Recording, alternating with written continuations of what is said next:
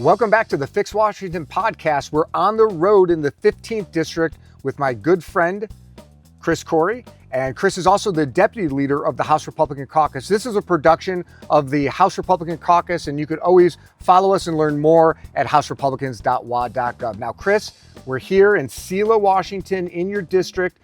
All summer long, you've been really critical of the governor, House Democrats, about them passing the largest tax increase in Washington state history. What are you hearing from your district? So my district is tired, they're fed up, and it was the taxes everywhere. And now they're just really starting to be felt, right? They were passed at the end of session at the end of April, but a lot of them are coming into play now, whether it's the gas tax, B&O tax, new sales tax. People are really starting to feel the pinch. And the biggest complaint I've seen actually is people are going, why is gas going down around the country, but ours is going up dramatically? And when I explained to them what the House Democrats did in Olympia, they were none too pleased. Yeah, and you've been very vocal, very critical of the governor on all those, especially the gas tax as well, and how it really is impacting grocery prices around the state of Washington. In your district, I mean, you go grocery shopping, you talk to your constituents at the grocery store. Are they feeling the pinch too? Oh yeah, absolutely. I mean, everybody, I hear it from all sides about what's going on. And it was the gas tax, that was part of it. And that's just the start, right? We also passed the extended producer responsibility, and that packaging costs are going to get passed on to consumers in the form of higher priced goods at your grocery store. Yeah. So, as much as my colleagues tried to make it sound like they were only taxing the wealthy, this was the largest, most regressive tax increase in state history, and everybody up and down the income spectrum across Washington is going to be feeling it. Yeah, and they're going to be feeling it right here in Selah, Washington. Now, I'd be remiss not to mention this is a beautiful orchard. Tell us a little bit about it. Yeah, so we are in an orchard that is over 100 years old, planted probably in the early 1920s, still productive, still growing fruit here today, and it's just part of that rich legacy and history that we have in central Washington, especially here in the Yakima Valley, of growing food, feeding not just the local community, not just the state, but we feed the nation and the world. These apples, once they're picked, could go anywhere from Seattle to overseas, depending on who buys what, when, and where. So it's really exciting to be in a place that has such great roots, both literally and figuratively, right? That was pun not intended, but it's just good to be in a place where you can see the work that has gone into these communities. The lifeblood of Selah and other communities around are these apples, whether it's, you've got apples, pears, cherries.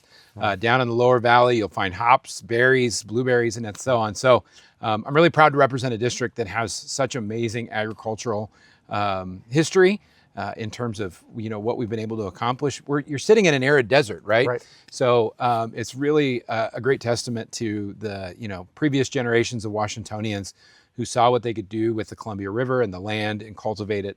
And then now, with the next generation, 5th, 6th, and 7th generation, stewarding the land these days. But are you hearing concerns about that generation? Are there, farmers and pickers you're talking to that say, I was really hoping my kids would take over. I'm not sure we can do that anymore. Yep, that's happening a lot. We're losing farms at a record pace around Washington state. And a lot of that has to do with the costs, the overburdensome rules and regulations. You mentioned taxes at the outset. That was a sales tax exemption that's really going to hit farmers and ranchers hard this year. That was just removed. We tend to think we understand what we're doing, and I use the term we very like the royal we. They think they understand what they're doing in Olympia and that they know best how to tell farmers and ranchers what their employees can do, when they can't do it, and how they can't do it. And it turns out it just makes it more and more difficult to find, recruit, train, keep employees. And now we're starting to see that when you increase that economic pressure, it really makes buyers look elsewhere. And so markets overseas that may not have the same labor, health, standards, environmental standards that we do, are able to come out from underneath us and undercut us because they're not subject to the whims of policymakers in Olympia. Right. So they're really frustrated. They're really concerned about the future. People who live out here, obviously this is a business, but it is also a culture. It is a lifestyle, and you know it when you spend time with these people. They are constantly thinking about what's the weather today? What needs to move today? What am I doing here? It's a lifestyle as much as it is a business for them. Well, and we talked a little bit about, the price of apples before we came onto the podcast. there's no difference with someone who grows apples as somebody who sells milk. They're price takers, not price makers. So they struggle to actually make a living if the Olympia is piling on with these taxes and regulations. Yep, and that's what they asked me for, is how can you help us do better, right? Because they want to care for their employees. You're talking about companies that are integral to their communities. They employ hundreds, if not thousands, of people across Central Washington, and they want to be able to continue that. And they're not asking for a handout. They're not asking for special privileges. They're just asking to be treated fairly. Right. And so part of that has been trying to get more people out here to understand what they do, explaining how ag economics works, right. And that when you are subject to all those outside supply pressures and you have internal pressures as well, it can make it almost untenable. We're seeing, not thankfully in the apple industry, but we're seeing in the dairy industry, a lot of dairy farms in Central Washington just closing because they can't do it anymore. And that means less jobs here locally. It means that our food is now coming from further away. And for some of my friends on the environmental left who want to reduce carbon, what happens when you start trucking in milk from other states? You're increasing your carbon output. So instead of doing things here locally, we're now making it somewhere else on somebody else's farm. So it's really disappointing because this is an orchard that's run by a 5th generation person who lives in Selah, and he's out there with his kids. They're part of this, and you want to pass that on for future generations. And there's a lot of fear out there about whether or not they can do that. Yeah. Well, and you just mentioned carbon, for instance, and you've also been very critical of DNR's new rulemaking to lock up another 100,000 plus acres of old growth. I mean, we know you need young habitat too, so it's good for the economy. It's good for fire suppression, which is huge out in Eastern Washington. So I'm sure your community is very concerned about what's going on at DNR. Yeah, it's a horrible move. It's wrong policy, and it's what's happening when ideology is driving things in Olympia rather than good public policy. And that's not a Republican versus Democrat thing. I mean, we have foresters from the University of Washington, no right-wing think tank by any stretch of the imagination, who are telling us that we need to be doing more of this replanting, cutting, thinning, and yet the new DNR chief thinks that he's going to be a good environmental hero by blocking these timber sales so they won't be cut. And there's, apart from the environmental piece, which is huge, you're increasing fire risk, fuel load is up, and when we are experiencing hotter, drier summers, you want to have those forests thinned, managed, cut, replanted. But when you're not doing that, in addition to that piece, you now also have the financial piece. So we have rural schools all around this state, some in our area that receive money out of that trust, and now that money is going to be locked up, and it means less money for those schools. And you know what? When we've got that smoke out here, Western Washington is starting to see it a little bit more. We're dealing with that every year, and we're just begging, let us manage these forests. And some of our partners out here that can manage their own lands, like the tribes, they're doing what Washington State isn't, and they're looking for us and going, why aren't you thinning? Why aren't you caring for your land? Because we're spending too much of our time on using ideology rather than good public policy making. Yeah. Aside from affordability, which we know is a huge issue, obviously forest fires and the carbon sequestration rules from DNR, what are some of the other issues you're hearing? I mean, after you leave session, you come home and you're back in the community every single day. What are some of the other issues that are really important to the 15th district? So, we've talked about affordability, we've talked about fuel, public safety, right? I mean, that's another huge one. That people want to know that the police are going to be able to do what they need to do to lock up bad guys. That's been a huge one. The other real big one, and it's a real unfortunate tragedy, is we're starting to hear more about it, is what's going on with our child protective services in the state. We had a horrific death earlier this year in the Yakima Valley, and the report just came out recently about what happened. And it's clear, speaking of where ideology is driving the bus instead of good public policy making, we had a infant die in our community. Even though the state was warned repeatedly and there was repeated intakes, the department knew what was going on and yet refused to pull the children out of their home. It's got to change. It's one of the most maddening things to see. And it gets even more frustrating when you see that animal control came in and took the dogs away. So it wasn't safe for the dogs to be there, but it was safe enough for an infant and a 3-year-old. I mean, it's heartbreaking. As a foster and adoptive parent, it breaks my heart. And obviously I want parents to help parents get better. I want parents to go through recovery to, hopefully one day be able to get their kids. But if parents are active drug users, you should not have your children in their home. And the state's response so far has been, well, we're going to add drug safe boxes and teach parents a safe use plan so their children aren't exposed. That's not going to help solve the problem. You need to remove the kids. You need to get the parents the help and treatment they need. And then hopefully maybe you can reunify them one day.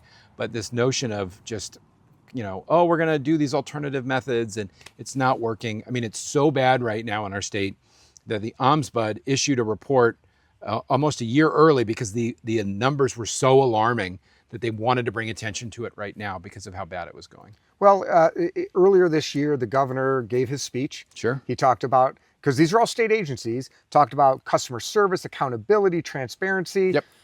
Are we really seeing the difference that the governor said he was going to make in our state agencies? No, it's unfortunate that we seem to be moving in the wrong direction with a lot of them. I talked about DCYF. It's been pretty heartbreaking to see them kind of digging in their heels. Right. But what I'm starting to see more of is a politicization of the agencies. Most recently with OFM releasing some very biased reports that are clearly politically undertoned at speaking to a national issue. And historically, our agencies haven't been there. They've really stayed focused on what's going on in Washington and kind of kept the other stuff out of it. So that's really concerning because I'm with you. Governor talked a really good game at the beginning of session. As a matter of fact, you and I think and a lot of us were the ones standing up clapping. He was talking about government reform, increasing, law enforcement and public safety, lowering home prices and all these things. And with the exception of working with us to get the ag fuel exemption passed, none of those other things happened. And it seems to be, unfortunately, that he's been captured by that same ideology, and he's really preaching to a small choir in the heart of Seattle, and the rest of us around the state are being punished for it. Well, and do you find that the governor and House Democrats are pointing the finger at the wrong Washington? Correct. Right. That's a huge thing. It's a lot of distraction, right? It's the tariffs, right? They're pointing at the tariffs, and that was the OFM report I was referencing earlier, claiming that there's a potential $2.2 billion in damage. And it assumes the absolute worst case scenario, the worst outcome. It uses already outdated tariff numbers. And yet we've got in the operating budget alone, $9.5 billion in new taxes. Not a peep out of OFM about how those affect people. So if theoretical taxes on Washingtonians is bad, the actual taxes are even worse. And unfortunately, those were signed in by the governor. And it's unnecessary. I keep having conversations with people, and the amount of people that I've had to explain that revenues were actually still growing. They'd slowed a little bit, but we weren't in a down, revenues weren't turning down. We just kept thinking we were going to earn more money than we did, and we just keep spending it in areas that we want to because we think we should with no fiscal discipline. And now it's catching up. And unfortunately, and here's the crazy point, $9.5 billion in new operating budget taxes this year. And we are going to come back next year, and the problem is not solved. As a matter of fact, we're probably going to be even worse than the whole next year. So until you actually solve the spending problem, just expect every year to be, well, we need more money. And I'm really worried about the, kind of this turning into a downward spiral, right? Where people will leave. You're going to have businesses, people, individuals. Now, California is a better state to be a resident in than Washington. From the new estate tax we just passed, you'll see people leaving. The taxes will go down, and the response isn't going to be an inward reflection of what do we need to do to become a better state, right? Because 10 years ago, we were 6th best place to do business. Now we're 46th. Like, you don't have that drop without policy choices and decisions. I don't think we're going to look internally. I think we're going to say, well, we just need to raise more taxes. And it's going to make us worse and worse off. And who's going to suffer are going to be the people that need us the most. Well, and do you think it could get worse? I mean, over the summer, I've been hearing environmental crimes bills coming back. I'm hearing a new recycling bills coming back with higher costs and taxes, and some additional tax increases that weren't done in the 2025 session, maybe coming back in 2026. Are you hearing the same things? So I don't see how they don't. I mean, I'm hearing what you're hearing, that all these new ideas that the progressive left, the Seattle left really want to push. So I expect more taxes next year. I don't see how they don't get away from it. I mean, they want the wealth tax. They want to expand the cap gain tax. They want environmental taxes. In addition to the taxes, you just think about bad public policy. You mentioned environmental crimes, right? I mean, we're letting people out of jail early. We're reducing sentences for using a gun in a school zone in a drive-by shooting. And yet, if you accidentally spill something, they're going to come at you with a felony. Yeah. Our priorities are so backwards in this state. And it's unfortunately the people who can afford it least are suffering the most. Agree 100%. So shifting gears real quick, you're the new deputy leader of the House Republican Caucus. So how are you liking your new role? It's a lot of fun. It's a lot of work. Yeah. Everybody tends to focus on the bigger office off the floor. And I'm like, that's the perk. The opposite side is you're here a lot later, a lot longer on most nights dealing with stuff. But it's been a pleasure to serve my caucus, to be able to help them with their problems. I made a promise to my caucus when I came in that I wasn't going to run any bills. Yeah. I was going to be there just to help my legislators, our team, get our priorities through. And hopefully cause a little bit of what I call good chaos. Good chaos. And I think it's been fun to be able to help others, figure out things, especially our freshmen. We've got to work with a lot of our freshmen as they navigate, all the complexities of a session and trying to get their stuff done for their constituents. So it's an honor to be able to serve them. I think I'm having a lot of fun. And, I'm keeping our leader and, keeping his ego in check. Got to keep him in check. That's a pretty big role. And I want to make sure he has a fair bit of humility. So, and he does. Drew's a good guy. He's going to listen to this, and I'm going to be in trouble. Well, when folks are driving Route 12 or to drive in through Selah, what's the one thing they should check out? The one thing that you say you have to stop and do this. Oh my goodness! Visit some of our fruit stands. Yeah, you can get the best produce. Like if you're coming over, if you're spending a Walla Walla weekend, you're going to pick up your wine. It's great. Enjoy your Walla Walla wines. Yakima Valley has better wines. But when you're coming back over, stop at some of our fruit stands. You cannot get fresher fruit than you can at those stands. Absolutely. Chris, thanks for joining us on the Fix Washington podcast. Yeah. Again, thank you for tuning in to the Fix Washington podcast. You can watch all of our podcasts, not only on this, but you can also go to YouTube and follow along, or go to houserepublicans.wad.gov and just learn more about House Republican priorities, all our legislators like Deputy Leader Chris Corry here in the 15th District. And thank you again for tuning in to the Fix Washington podcast. Fix Washington with Hannah Scott, a podcast from Washington House Republicans. Go to our website, houserepublicans.wa.gov. Find us on Facebook, X, Instagram, and YouTube.